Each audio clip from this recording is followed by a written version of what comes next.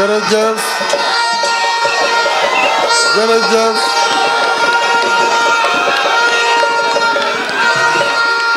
jërëjëf Alaaji Mansour Mbaye maa ngi yëkkati kàddu nuyoo ak kàddu ziar bu ma tibbee sama biir xol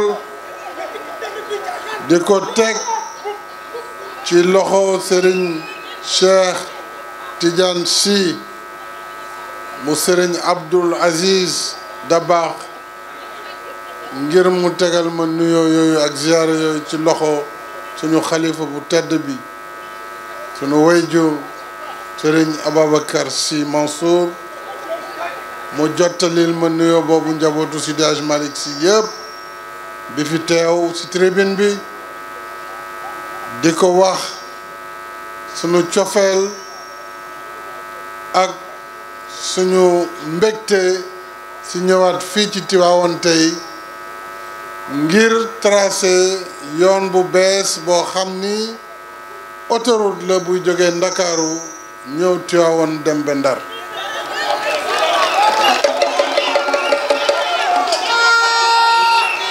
Monsieur le Premier ministre,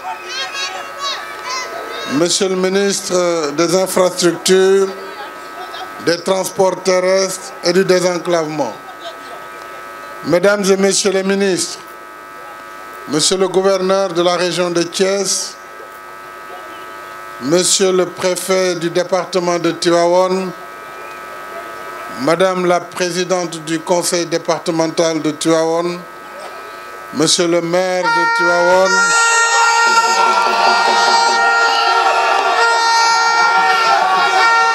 Messieurs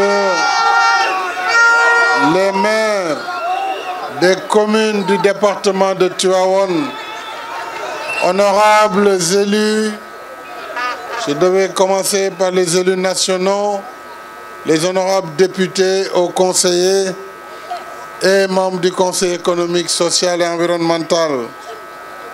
Excellences, Monsieur l'ambassadeur du Royaume d'Arabie Saoudite à Dakar,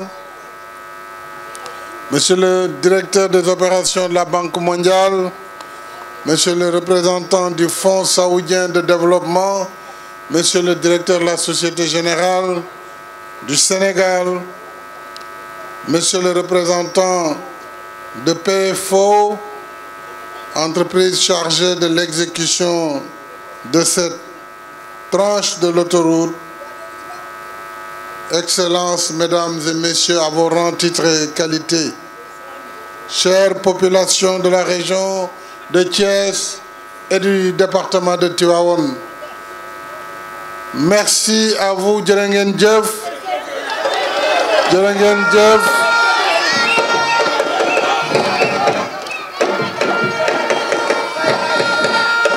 Merci pour votre accueil exceptionnel, votre accueil si chaleureux en cette terre du Cayor qui a rythmé l'histoire du Sénégal.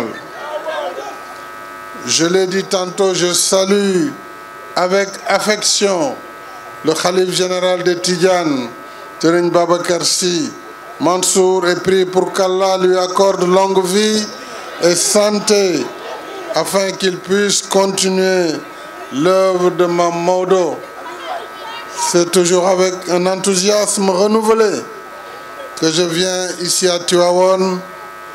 Tivaouane est la région de Thiès, un pivot de l'économie nationale. Cette région, de par son potentiel dans les secteurs de l'agriculture, de la pêche, du tourisme, de l'industrie, des mines, de l'artisanat et du commerce, la région de Thiès, je l'ai dit, contribue grandement à la marche vers l'émergence du Sénégal. Elle occupe, vous le savez, la première place, du moins une place extrêmement importante dans la pêche artisanale, plus de 40% de la production nationale, mais également dans la production horticole, avec un tiers de la production nationale. Cette région donc dispose de ressources minières importantes tels le phosphate, le calcaire industriel, la barite, le zircon et le titane, pour ne citer que cela. À cela s'ajoute l'exploitation prochaine de nos ressources gazières au large de Kayar, mais également de toute la chaîne de valeur d'activité entre Saint-Louis et Dakar, impactant ainsi votre belle région. L'exploitation optimale de ces ressources passe nécessairement par la réalisation d'infrastructures de qualité. C'est ce qui justifie notre présence ici pour procéder au lancement à partir de Tivaouane du premier maillon de l'autoroute Dakar-Tivaouane-Saint-Louis. Ce nouveau chantier s'inscrit dans la continuité de la mise en œuvre du plan Sénégal émergent dans le volet développement des infrastructures routières en général et de son réseau autoroutier en particulier. Pour rappel, mesdames et messieurs, en 2012, le Sénégal comptait 32 km d'autoroute entre Dakar et Diamniadio. Nous avons accéléré depuis lors le rythme de réalisation des autoroutes avec les tronçons AIBD Thiès. D'abord Diamniadio AIBD, AIBD Thiès, AIBD Mbour, Thiès Touba. À cela s'ajoute aujourd'hui le tronçon en construction Mbour-Fatick-Kaolack, soit un total de 315 km d'autoroute. La réalisation prochaine de l'autoroute Dakar-Tivaouane-Saint-Louis sur 200 km et le prolongement de la voie de dégagement nord en autoroute entre Tivaouane-Peulh et Diamniadio sur 20 km, deux projets liés porteront le linéaire d'autoroute du Sénégal à 531 km d'ici 2026. La réalisation de cette autoroute se fera en deux sections, comme on l'a indiqué, mais deux sections qui seront exécutées simultanément. La première, qui nous vaut aujourd'hui ce rassemblement, Dakar-Tivaouane, longue de 55 km, avec une réalisation de 12 km supplémentaires autour de la ville de Tivaouane, sera financée avec le concours du Fonds saoudien de développement et de la Société Générale Corporate,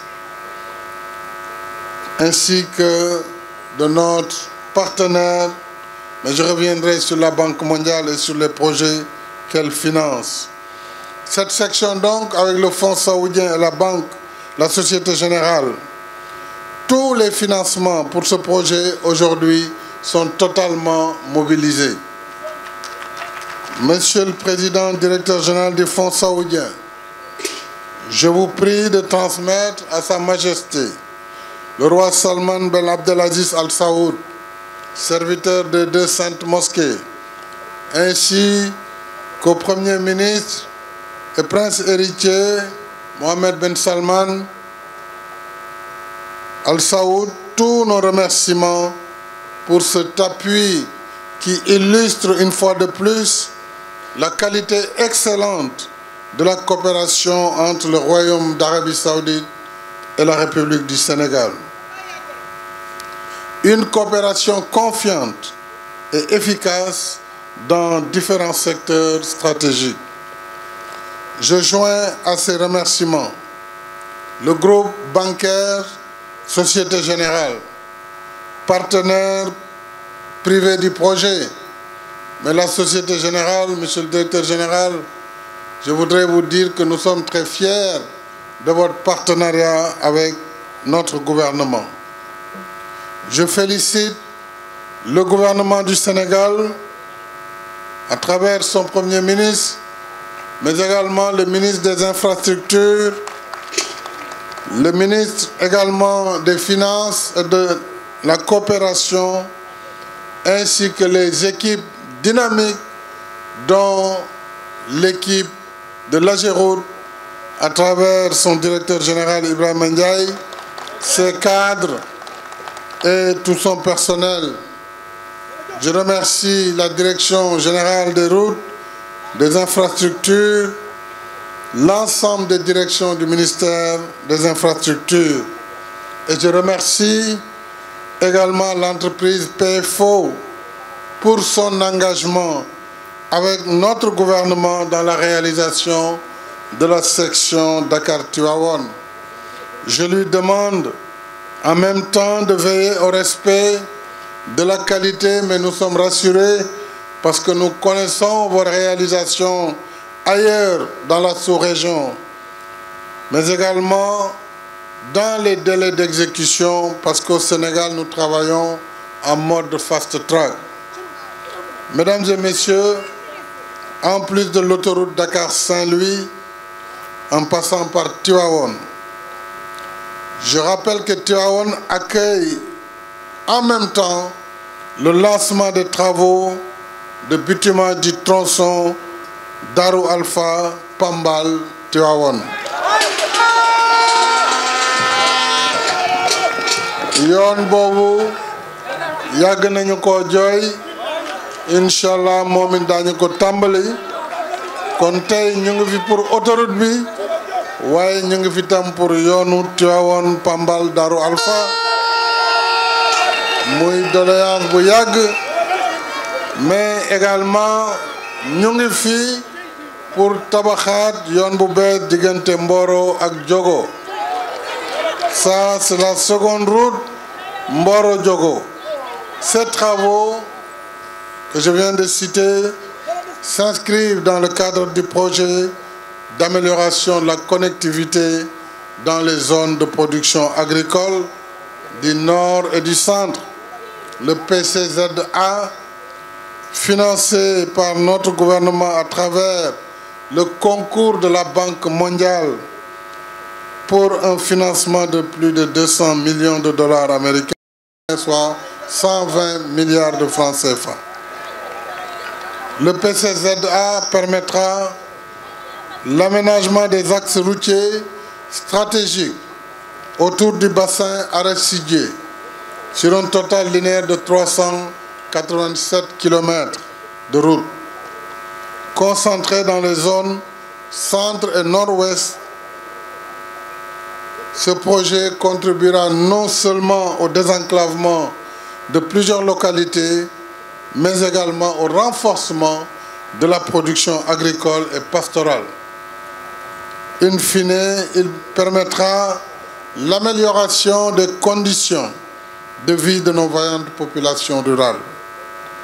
Monsieur le directeur des opérations de la Banque mondiale, c'est l'occasion de réitérer ici la satisfaction du Sénégal à la Banque mondiale à travers notre coopération dynamique et multiforme, notamment dans le secteur des infrastructures de transport.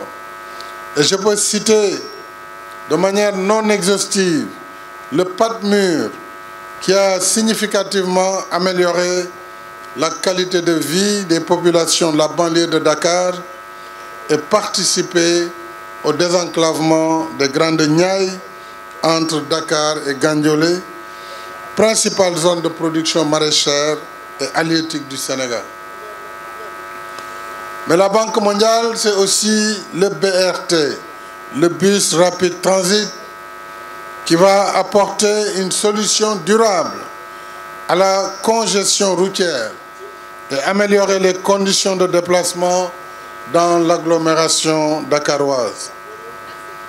Assurément, mes chers compatriotes, le temps de l'action continue pour un Sénégal émergent.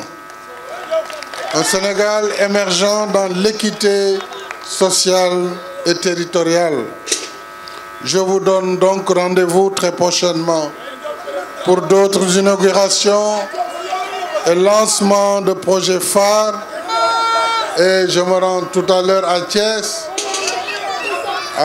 pour rencontrer les cheminots et lancer les travaux de réhabilitation du chemin de fer Dakar-Tambacounda. Je vous remercie.